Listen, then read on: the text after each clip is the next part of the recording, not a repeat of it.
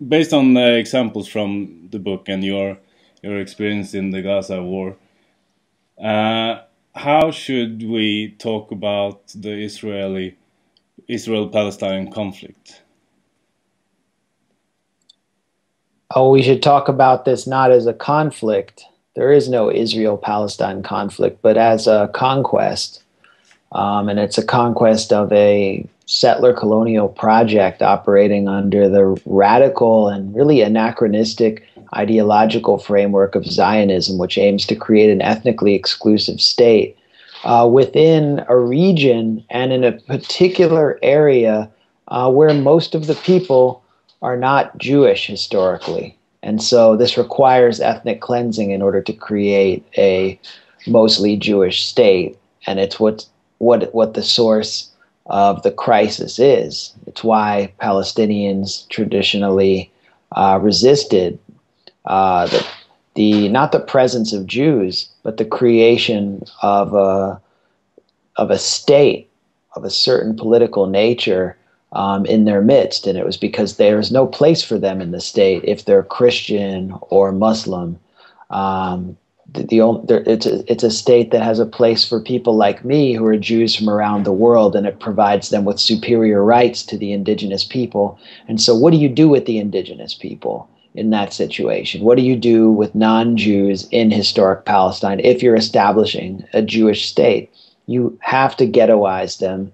You have to remove them. You have to exclude them through laws, through walls, and through violence. And that's what we see every day. And so when we talk about Israel-Palestine, you have to talk about it as a conquest, first of all. I mean, I also refer to it as a crisis, and it's an issue that applies to all of us in the West because we're paying for it. But we also have to understand that we can't talk about it as Israel and Palestine because we don't know where either of these places are. There are no borders. Israel has no borders that are recognized internationally. And there is no state of Palestine. Palestinians are stateless, even though they have a Palestinian authority. And Hamas is governing inside the Gaza Strip. So we have Israel-Palestine, which is a single unitary state operating entirely under the control of Israeli authorities under the ideological framework of Zionism, which is a settler colonial, which provides a philosophical basis for a settler colonial project. So the title of the panel after this conversation is From Nakba to the Siege of Gaza, a continuous anti-colonial struggle, question mark. So this is, you really answer already, no? Yeah, It's I think so. Confirmative. Yeah, I mean, I think the concept of the Nakba doesn't apply. It doesn't end in 1948. I mean, this is something that Palestinians have been undergoing every day, and even Palestinians who are excluded from historic Palestine are still experiencing the Nakba. For example, in the Yarmouk camp south of Damascus in Syria, where ISIS recently rampaged. I mean, these are Palestinians who are experiencing secondary dispossession, but the background for their experience and what makes them vulnerable is the legacy of the Nakba. So, I mean, then you look at what's happening in Susia, for example, in the West Bank. This is ethnic cleansing, and Palestinians are once again being forced into tents. This is the Nakba. It's an ongoing project of dispossession, and that's how it has to be understood. Yeah, you were in Gaza during first during the ceasefire and then during the war. Can you come with a bit of examples for the persons who have not read the book about what you saw there? Well, I mean, what I saw was absolute ruin. For years, we'd heard Israeli leaders talk about flattening Gaza, and they actually did that. 20% of the Gaza Strip was flattened in this war. Those were the areas that were in the toughest neighborhood because they're next to Israel. And there was a logic behind it. You destroy the border regions of the Gaza Strip and you tighten the cage on Gaza. You push people closer to the sea. Israelis constantly talk about, their fear of being thrown into the sea, but people in the Gaza Strip during this war had their homes destroyed, 18,000 homes destroyed, mostly in the border regions, and they are pushed towards the sea. Meanwhile, the last productive industry in the Gaza Strip, the fishing industry, has been driven into ruin by the siege. And fishermen in the Gaza Strip are basically not allowed to go into the sea. They're not allowed to go out to sea. So under the auspices of Israeli existential fears, fishermen in the Gaza Strip aren't allowed to go more than 3 miles to sea, which is costing them hundreds of millions or millions and millions of dollars or euros every year. During the war, I mean, about 100,000 people were made homeless, and many of them fled to UN shelters. These are schools in the center of Gaza City where they thought they'd be safe. The UN Relief Works Agency, which provides relief to refugees, provided coordinates of these schools to the Israeli military over 30 times. And the Israeli military continuously attacked these schools, attacked one in Beit Hanun in northern Gaza and Rafah in southern Gaza, and dozens of people were killed. These are people simply sleeping out in the courtyards of these schools. So there was really no shelter for anyone in the Gaza Strip. We heard the Israeli military and its supporters claim that, that 550 children may have been killed in the Gaza Strip, but this is because they were being used as human shields. I found no evidence that Palestinians had been used as human shields, but I did meet Palestinians who were used as human shields by Israeli soldiers in order to protect themselves. And this is not only a war crime, but something that just was devastating psychologically to the Palestinians I interviewed who were used and abused in this way. So there's so much I can tell you about what I documented in the Gaza Strip, but what we need to know right now is that there's been no relief for people in Gaza. None of the homes have been rebuilt. None of the businesses have been rebuilt. The fishing industry is still under attack. It's a one-way ceasefire. Gaza is being attacked every day. Thousands of people are working without any salary. For the first time in 50 years, child malnutrition rates are on the rise. I mean, this is it's highly unusual what's happening. We're seeing a dramatic increase in child suicide rates, and that's a real indicator of where the society's at. It's not because the society itself has failed. I mean, these are the most resilient people I've ever met. It's because they're the victims of a man-made catastrophe that the state of Israel seeks to perpetuate and preserve until Palestinians in the Gaza Strip submit. There's the examples of impunity, for Israel over and over again. And you've been to the Russell Tribunal, Yeah. And what's the prospects of this? Any prospects of any proceedings in International Criminal Court, or is there any path like this to follow? Do you think? Do you reckon? I mean, we have to look at the International Criminal Court proceedings on the Mavi Marmara and where they're going. Where an ICC panel, recommended 2-1 that ICC prosecutor Fatima Bensouda accept the appeal and prosecute Israel for the massacre on the top deck of the Mavi Marmara during the Gaza Free Gaza flotilla in 2010. And Bensouda has repeatedly rejected recommendations from her own board, which suggests that there's been some politicization at the ICC. I mean, I like to refer to the ICC as the ACC, or the African Criminal Court, because we only see black African dictators get put on trial there. I mean, in this case, with the crimes that I've documented, that very flawed human rights groups like Human Rights Watch and Amnesty International documented, that occurred before our eyes in the Gaza Strip last summer. I've never seen a more pristine case for prosecuting atrocities and war crimes, and yet there's very little action, and that has to do with not only politicization of the ICC, but the obstructionism of the United States, the U.S. using its veto power in the Security Council to protect Israel. And so for now, Israel does have some degree of impunity, and this makes it possible for it to kill more. We're in Oslo, and of course we talked about the failure of the Oslo Accords and etc. But if the ICC is not the path forward, what in your view is the path forward for addressing this impunity? And the failed diplomacy is not working.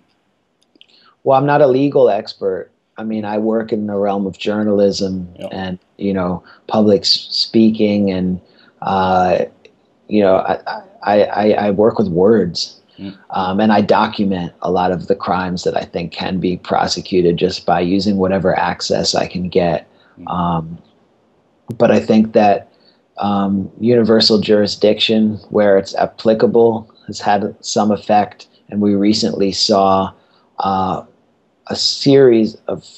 group of figures held up at Heathrow International Airport in London who had been involved in war crimes in the Gaza Strip. One of them is Dan Halutz, who is the former head of the Israeli Air Force and later chief of staff of the Israeli army, who was involved in, for example, dropping a 2,000-pound bomb on an apartment block in Gaza City that killed several families, and admitted that he knew that the apartment block was filled with civilians, even though the target was a Hamas military commander.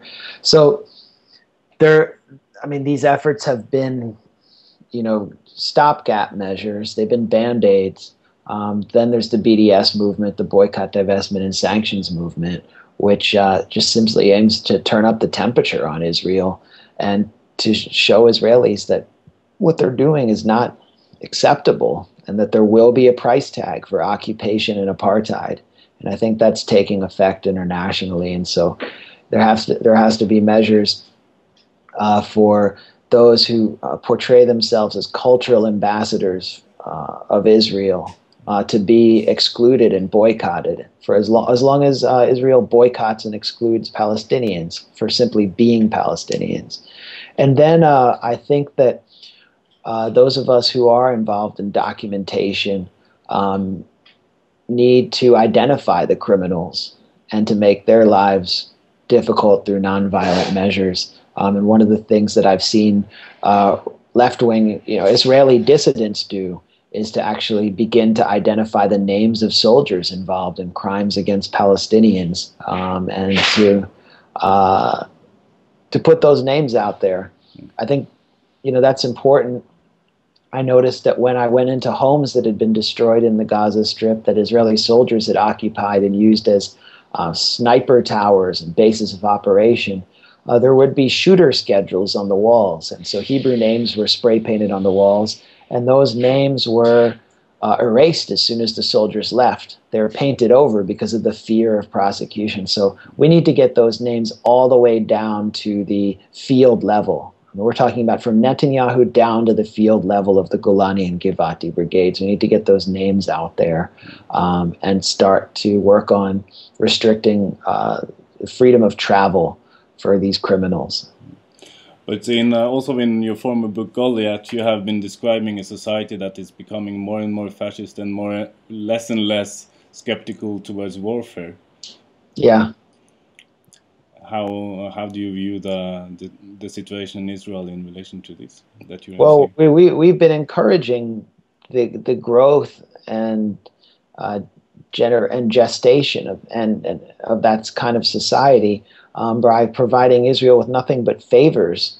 So Israelis don't see any consequence for occupation. They don't see any consequence for these wars. So why would they think there's anything wrong with it? In other words, the United States in particular is encouraging radicalization.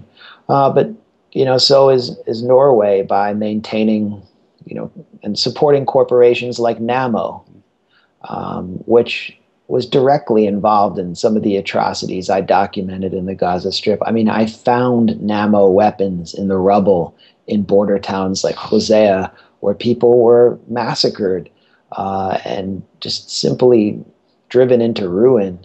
So those who use the weapons, I mean, they're being encouraged to do so. They're being cheered on. And there's no sense that you know, someone who volunteers to fight for the Israeli army as a foreign fighter is the moral equal of someone who volunteers to fight for an Islamic extremist group as a foreign fighter, even though they're going to be also committing atrocities in the name of ethno-religious extremism and sectarianism. Yeah, you're talking, for instance, about the many volunteers, Norwegian volunteers that went to help out during the Gaza war. Well, you had people volunteer from Norway to help Israel engage in what was clearly a massacre, and also engage in an activity which has terrible diplomatic consequences for the West and geopolitical consequences. So the Norwegian government should have taken measures to prevent this, and they could have taken those measures under the auspices of anti-terror legislation, because these were acts of state terror against the Gaza Strip. And I'm also talking about the 50 Jewish Americans and Canadians who went to volunteer for the Israeli military and arrived this week and were celebrated. Those are foreign fighters for JSIL, or the Jewish state in Israel and the Levant. And who knows what atrocities they'll be involved in, but there's no way there should be a celebration for these figures, for these young people. I mean, they should know what they're getting themselves into. But, you know, Israeli society has crossed the threshold, and it won't come back until there's massive international pressure. There will be a far right-wing government in place that will make Benjamin Netanyahu in 10 years look like Mohandas Gandhi. There will be figures like Ayelet Shaked, who called for the extermination of Palestinian mothers to prevent them from giving birth to, in her words, little snakes, and who's currently in charge of the Israeli Justice Ministry. There'll be figures like her in charge of the Prime Minister's office. People like Naftali Bennett, who boasted that he's killed many Arabs and there's nothing wrong with that, who's currently in charge of the Education Ministry, which oversees the education of Jewish Israeli kids on down to 4 and 5-year-olds. He is a possible next prime minister. And the current defense minister, Moshe Ya'alon, these are the people appointed by the Israeli public. Moshe Ya'alon in April pledged to hurt civilians, including children, in Lebanon or the Gaza Strip. Those were his words. So we're encouraging that with our tax dollars and with our political support. And the aim of the BDS movement, and why I support it, is just because it's disrupting the political support and aiming to reverse the diplomatic dynamic. Can you say, in the end, specifically, what did you find about NAMMO ammunition and the use of this specifically in Gaza this time? Well, the main weapon that was used, that was produced by NAMMO, is the M72 Law, or light anti-tank weapon, and it's a shoulder-mounted rocket launcher, and it launches rockets that are capable of penetrating heavy armor, tank armor in particular. And it was brought by Israeli soldiers from the Givati Brigade into the Gaza Strip, where there are no tanks, there are no armored vehicles at all. There's no Air Force, there's no Navy, there's no military. There's just there are guerrilla factions. And these rocket launchers were used against civilian homes. And I found one in a school, actually, in Hosea, which was a small farming town that was taken over by Israeli soldiers. And 7,000 residents were stuck inside and terrorized for 10 days without water, without electricity, unable to be reached by Red Cross teams. And I found it in the principal's office of the school that was funded by USAID, which is a U.S. government entity. And it had been used against civilian buildings in the area. And I found components of these M72 launchers produced by the Norwegian firm NAMMO across the border regions of the Gaza Strip. And everywhere that I found them, I was surrounded by destroyed civilian homes where civilians had been massacred. Just one statistic we should know is that of the 2,200 people or so killed in the Gaza Strip, according to the Associated Press, about 850 of them were killed in their homes. And so these were mostly families being killed together, and 90% of them were civilians. So NAMMO has a real role there, and these weapons are produced in Phoenix, Arizona. So they're actually not marked. The markings on the weapons when you find them say made in Arizona. They don't actually say made in Norway. So NAMMO is concealing its fingerprints.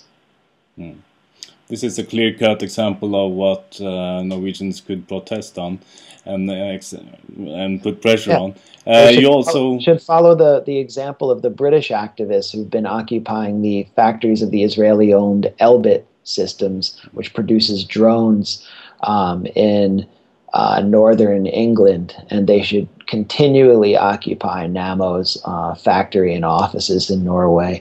And one of the reasons that the charges keep getting dropped against the activists in the UK is that Elbit Systems doesn't want to have to discuss the use of weaponized drones in the Gaza Strip. So the point of these occupations not only is to disrupt the production line and disrupt the activities, but to present evidence in court of what NAMMO is doing in the Gaza Strip, that it's involved in war crimes. And that's their worst nightmare.